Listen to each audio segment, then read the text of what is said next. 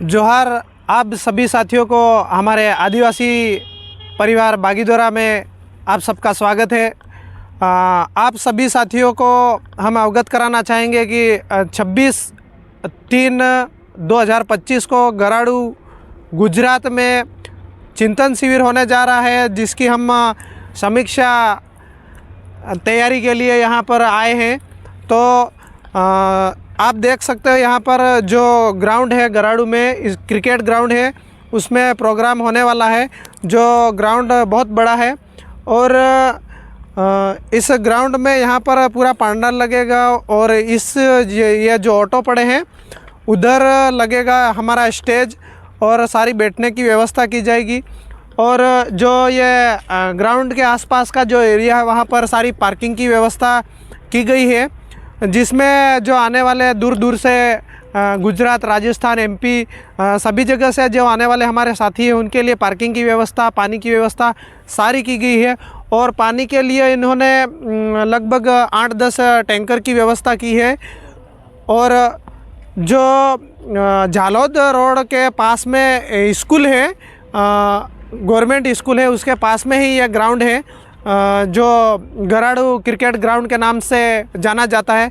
यहाँ पर प्रोग्राम किया जा रहा है और यहाँ पर जो स्थानीय कार्यकर्ता है वो यहाँ ग्राउंड में मौजूद है, जो तैयारी के लिए आए हुए हैं। तो हम उनसे जानते हैं कि तो हम जो यहाँ पर स्थानीय कार्यकर्ता है, सामाजिक कार्यकर्ता है, उनके पास पहुँच गए हैं। तो जानने की कोशिश करते हैं कि ये प्रोग्राम किस लिए हो रहा है और क्यों हो रहा है। દિલીપ દાદા જોહાર. જોહાર. તમે અહીં ગરાડુ ગામમાં ચિંતન શિબિર કરાવી રહ્યા છો એવું સાંભળ્યું છે? હા. તો ચિંતન શિબિર તમે કેમ કરાવી રહ્યા છો અને તમારા અતિથિ કોણ કોણ છે એના વિશે થોડી જાણકારી આપો અમને. અમે ચિંતન શિબિર એટલા માટે કરાવી રહ્યા છીએ કે આદિવાસી પરિવારમાં